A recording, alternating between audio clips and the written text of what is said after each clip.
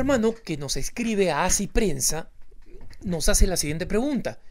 Si es verdad que la Santísima Virgen María dudó, si tuvo alguna duda. La respuesta es no. Y algunos van a decir, Alejandro, no seas tan fanático, pues estás pasando de ser mariano a ser mariólatra. No, hermanitos. Esto tiene fundamento en las Sagradas Escrituras y en la tradición de la Iglesia. Y alguien me va a decir, Alejandro, sí dudó, yo tengo una prueba bíblica. Así le digo, ¿cuál es la prueba bíblica? Y ya sé que me va a citar a Lucas, el pasaje donde la Virgen le pregunta al ángel Gabriel, ¿cómo va a hacer esto? Pues no conozco varón. ¿No? ¿Qué cosa hace el ángel? El ángel le responde la pregunta. Entonces, primero tenemos que entender lo que significa dudar desde el punto de vista de la fe, ¿no? Desde el punto de vista de la razón, hay circunstancias en que al hombre le corresponde dudar desde el punto de vista de la razón. Entonces, no confundamos aquí la duda desde el punto de vista teológico o de la fe con la duda de la razón. La duda de la razón es un estado muchas veces cuando corresponde prudente. Por ejemplo, tengo una persona que yo sé que es adicta a las apuestas y me dice, Alejandro, ¿me puedes prestar tanto dinero, por favor? Te prometo que no lo voy a utilizar para apostar, o si es un adicto, por ejemplo, para comprar drogas, o si es un alcohólico para comprar alcohol. ¿Qué es lo que a mí me corresponde? Me corresponde dudar. En ese caso, con una persona que yo conozco, ¿no? No con alguien que no conozco. Ahí la iglesia me dice, sé caritativo, pero con alguien que conozco, y lamentablemente conozco personas que son alcohólicas, conozco personas que son adictas a la droga, y conozco personas que son ludópatas, adictas al juego. Las conozco personalmente. Entonces a estas personas les puedo preguntar, perdóname, ¿para qué necesitas el dinero? Necesito para almorzar. Entonces le digo, mira, si necesitas para comer, te acompaño a un lugar, te compro comida, ¿no? Y te compro una comida que no puedes revender. Entonces, si te compro algún enlatado, etcétera, tú vas a ir y lo vas a revender. Si te compro, en cambio, un pan, unas tortillas, unas arepas, va a ser mucho más difícil que puedas venderlo, ¿no? Entonces, la duda como ejercicio de la razón es lógica. Si una persona, especialmente, digamos, un vendedor de automóviles usados, me dice, este automóvil vale cada centavo de los que te quiero cobrar porque lo utilizaba una abuelita de 95 años que lo sacaba una vez al día para dar la vuelta a la manzana y comprar pan. Recordemos que muchas veces, con todo respeto a mis hermanos que son dealers de automóviles, sabemos que algunas veces, y no pocas, los dealers de automóviles, con tal de cerrar un trato, exageran, si es que no, inventan. Entonces es lógico que nosotros tengamos una cierta duda. Pero hablemos acá de la duda teológica, de la duda frente a las promesas de Dios, por ejemplo. Esa es otra historia. Allí la Virgen no tuvo ninguna. ¿Y cómo lo dejamos en claro? Precisamente comparando a algunos personajes que dudaron en el Evangelio. Y esto lo digo porque el hermano que me escribió me dice, mira, en la fiesta de Santo Tomás Apóstol, que como sabemos es el famoso que dudó, ¿no es cierto? Hasta que yo no ponga mis dedos en sus llagas, etc., no voy a creer.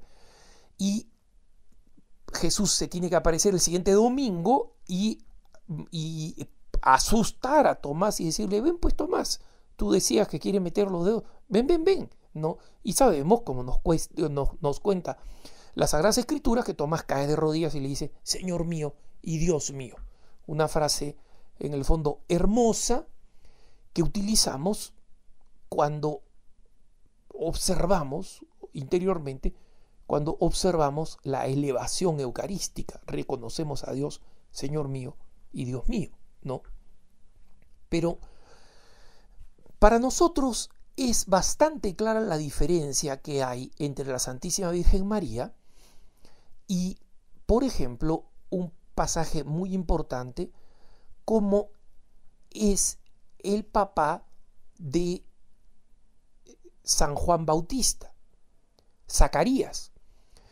¿Qué cosa nos cuentan las Sagradas Escrituras de Zacarías?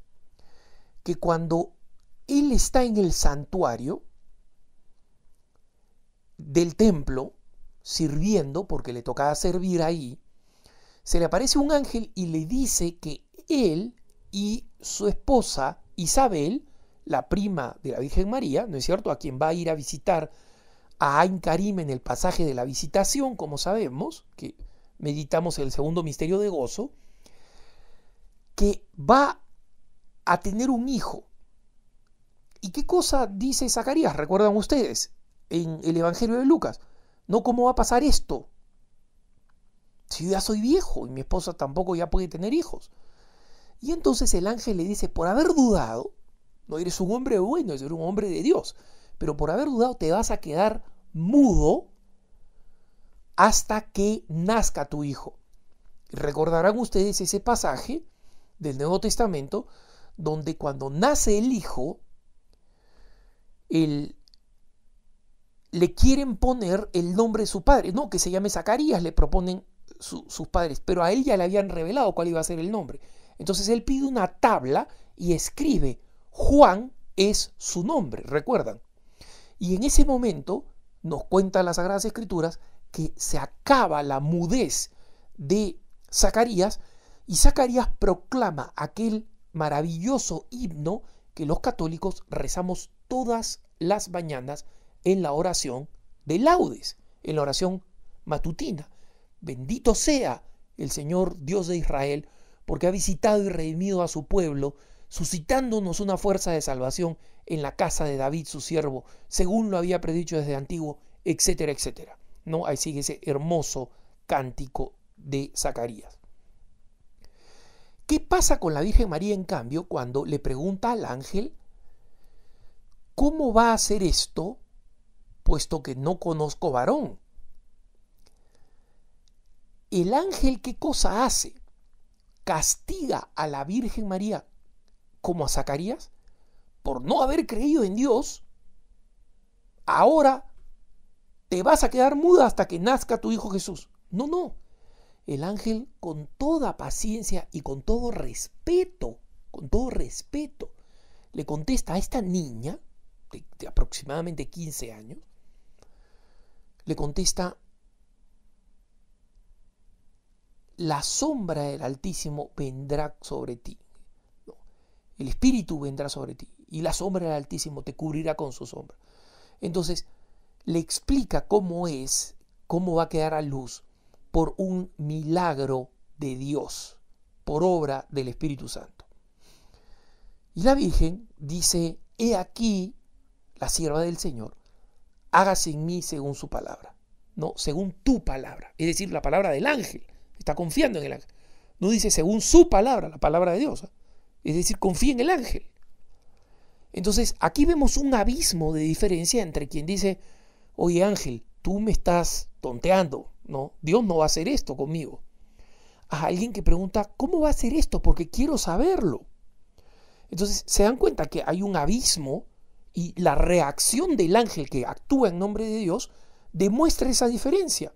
Zacarías, un buen hombre, un hombre justo, que es más, es elegido por Dios para ser el papá de San Juan Bautista, ni más ni menos. Recibe una llamada de atención y recibe además el signo de la mudez, ¿no? Recordemos el signo de la mudez a los castigadores, pues, que dicen, no ves, ahí ves un castigo de Dios, pues, cuánta gente duda de Dios de forma peor y Dios no lo castiga así, ¿no? O sea, con lo que confirma una vez más lo que siempre insisto, por más que los obsesionados digan lo contrario, de que Dios no castiga. Pero ahí le da un signo, su mudez es un signo. Y la manera como su mudez se desaparece es un signo. Él había dudado de que Dios pudiera hacer eso. La Santísima Virgen no. La Santísima Virgen quiere saber. Entonces nosotros sabemos que la Santísima Virgen María pasó por momentos de angustia, pasó por momentos de incertidumbre, no sabía qué cosa iba a pasar. Pero la persona que tiene su fe en Dios, que dice, mira, no sabemos cómo vamos a salir de esta situación, pero no me cabe la menor duda de que estamos en las manos de Dios, esa persona no duda. Esa persona sufre incertidumbre como Jesús en el huerto de Getsemaní. No, pero eso no significa que dude. La Santísima Virgen María es precisamente Madre de la Fe, proclamada Madre de la Fe, porque desde el punto de vista de la fe no dudó. Que tengas un buen día.